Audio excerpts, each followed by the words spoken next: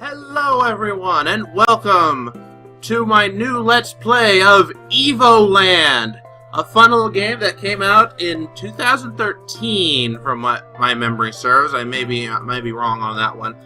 But this is just a fun little game where you kind of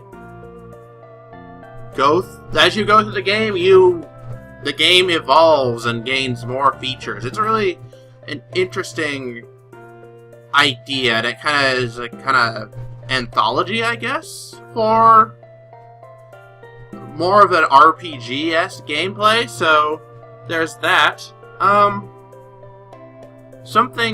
Whenever and this game is on Steam. Something I like to do whenever I'm looking at a new game or whatnot, when I'm opening up a game, I like to have a small little checklist. One of the things, it didn't necessarily say how good or bad the game is, it's just things I like to see and things I often don't see. The first one is opening and windowed. In my casual play, that's generally not a big deal. I usually like to play in full screen if I'm playing casually anyway. But it's nice to have a windowed mode for recording so I can use some screen space on my main monitor instead of having a game on it. But again, not a big deal. This game doesn't have that feature, so I am playing full screen, which is really nice. Next thing I like to do is I like to see if there are sound options. As you can see, I have the sound really low because this game is pretty loud. I also like to see if there's gamepad set up, because I grew up as a console gamer and I'm still kind of new to the PC master race, so I still feel better with a controller in hand. This game has gamepad compatibility. It can use a gamepad, but you have to do a little bit of file searching and finding on the forums on how to do it. But generally, after you get a little bit of initial investment, it basically works pretty good. And that's what you get with a PC game. Sometimes you have to tweak things a little bit, but that's the fun. But anyway, enough rambling at the title screen. Let's get started with our new adventure in Evoland. New game. Got the right key. So, right now, I can't go left, and there's nothing up or down. I can only go right. And now, no keys do anything except for that one. And no, I do not want to go to the main menu. Now I can go left, and now I have basic 2D movement. So, grid-based movements, always fun. Basic scrolling.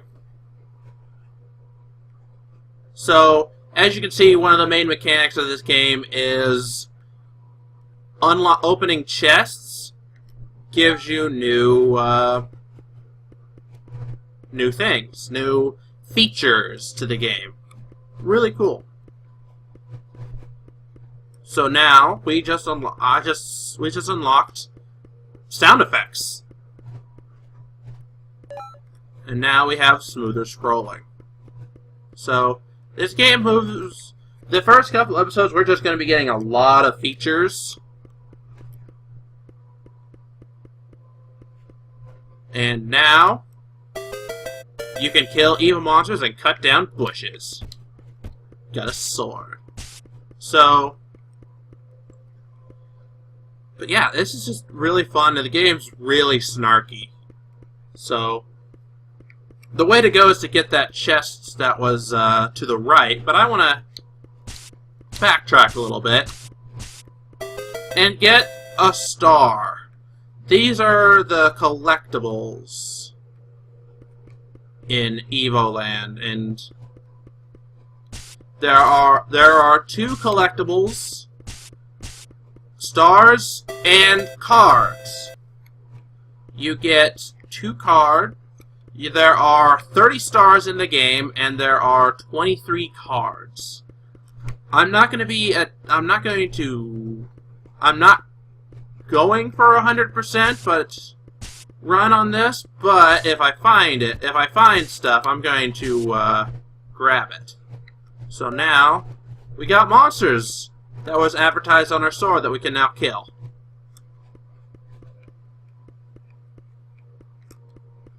I'm also going to be a little, I'm going to be playing a little carefully, because right now I don't have any health.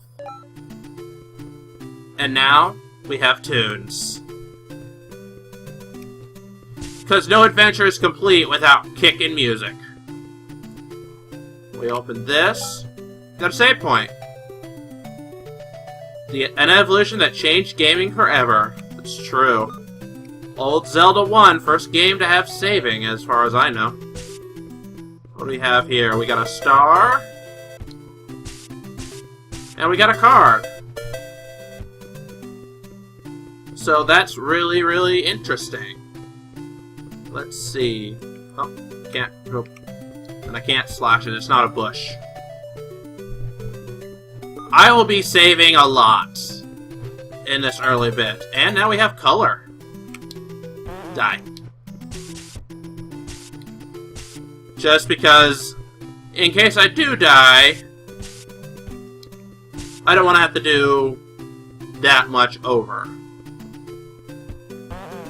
So,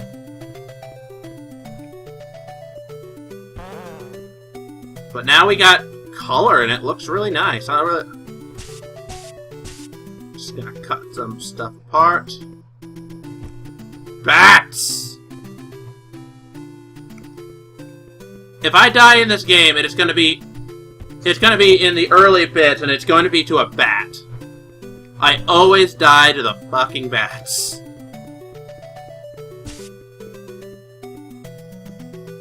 Save point. And we have plot! A short story of adventures, video game evolution. After centuries of peace, an ancient evil has finally resurfaced to threaten the world of Evolandia. You are one of the few remaining members of the Order of the Dragon Knights, whose purpose is to travel the world to help the needy and fight evil. Those centuries of peace clearly mean you haven't had a whole lot to do recently, but it looks like business is picking up again. It's always good, it's always nice to keep busy. Have something to do. So we got the plot. Apparently we are a Dragon Knight. And we got another hidden star. Nice. Alright. Save, because we got plot, and we want to save the plot. Die.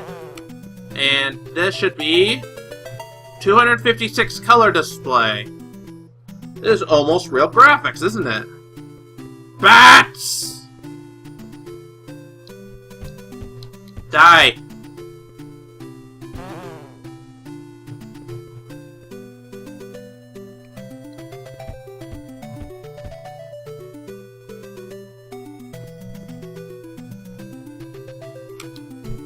Okay. Kill the bat. And we got a sign panel. Luckily, it seems your hero knows how to read these signs. Past reserved for agile adventures. Apparently, I am fat and out of shape. Alright. The access blocked by the dimensional stone. Try the path to the east. But the path to the east was made for agile adventurers, so let's get agile. So now we have diagonal. We're no longer locked to the grid. And because of that, we can go through these rocks. The first episode or two are going to go really fast just because I forget what's in this stone. Inventory. Nice. So now we can open up our inventory. We just have a sword, and we can see we have 30 stars and 2 out of 23 cards.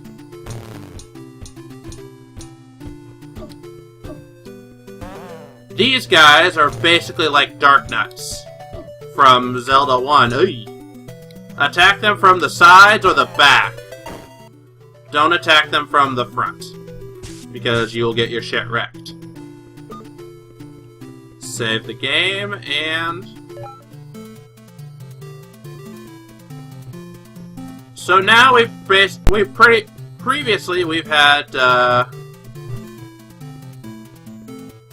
curious, what happens if I don't get that chest?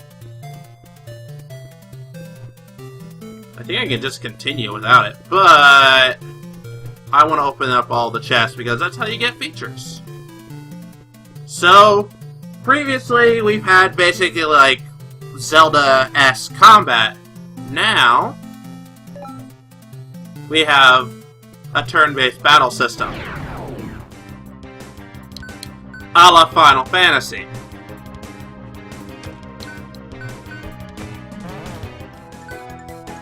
And we now have Bliss, which is money. Mode 7. I don't want to do a lot of turn-based battling right now, because our health, we had 100 health, but that's all we have, and we can't heal. I think we have one potion. Place names. The Meadow. So now every time we go to a place, it will show us the name of it. Very nice. Save the game.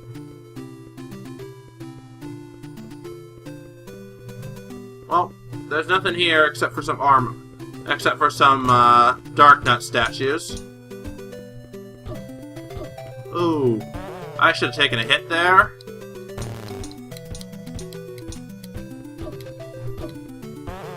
Luckily, these guys aren't that bad. They're not as bad as the Dark Nuts in,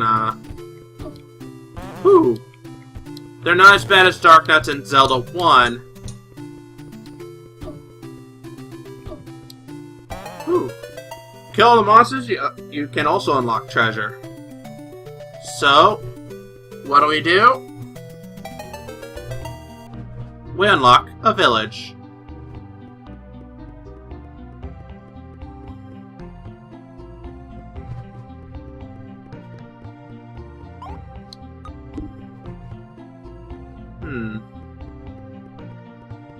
So, we can't seem to go into anywhere, and there seems to be nobody here. I'm curious. Can you actually go down here? Yeah, you can. Interesting. Sorry, I'm curious if you can do that out of sequence. That'd be kind of interesting, but regardless, we now have NPCs! Sorry, I don't speak to children's. Stop bothering me. Go play with the other children's. Oh. Everybody's so mean around here. Girl by the well. What are you doing here? Children should go to bed. But it's like noon. If you're not a nice boy, the evil Kefka ghost will come and eat you. Fair enough. Seems legit. Sorry, I don't speak to children. Well, you can just go F off, I guess. Adults are no fun. They always complain about us children. If only I could eat the gross seed, I would no longer be a child. But the seed I found has fallen down the well. I was too scared to get it back, so it's too dark down there. Yeah, I already showed that, but what are you gonna do? I'd be really tempted to see what happens if you can like get the gross seed before. It doesn't do anything, but so now doors open for us. We gained the power of opening doors, and we can rummage through people's stuff. How to Save the World with Heroes Crystals by H. Hakaguchi. I don't think I'll need this. Main Fight by A. Zephyros. Doesn't look like a very fun read.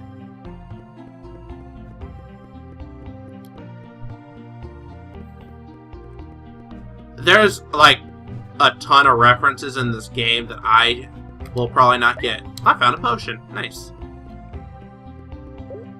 1001 monsters to kill in one shot by Chuck N. For the hardcore adventurer. The Legend of Kefka's Ghost by Village People. Local tales, I guess. Innkeeper. So, we can stay at the inn, not increase, but rejuvenate some health, basically refill our health to basically max for 10 gliss. It's a decent price. How to Cook an Emook by KFC. Yummy. All your chests are belong to us. Lost in translation, I guess. Again, I really love this game because it's just full of snark and humor. Stealing all the gliss. You've got a shopkeeper. Always spend your gliss with that guy. Sorry, the National Sword Association does not allow us to sell weapons to children yet. Yet is the operative word in that sentence. So nobody will talk to us.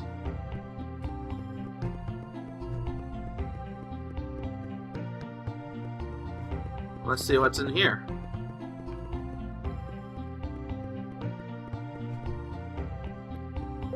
The Medium is the Message by M.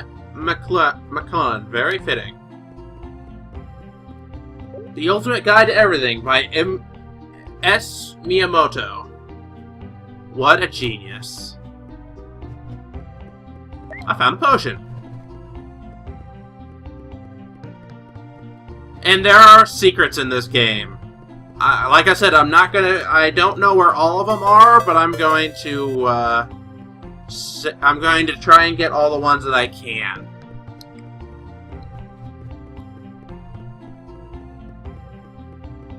If anybody knows any secrets that I miss, feel free to let me know. These are recorded pretty far in advance, though, but... And this is the final house. The door is locked. Maybe there's something in there. I don't know how to get into that house. I'm not gonna lie. But...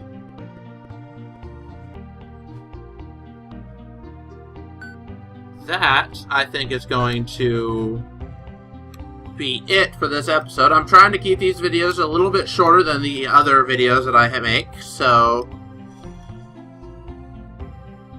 in this episode, we've basically gone from 2D black and green for old Game Boy colors with a single row of tile to free movement, 256 color scheme, free movement, RPG combat, and an inventory, and many, many other things.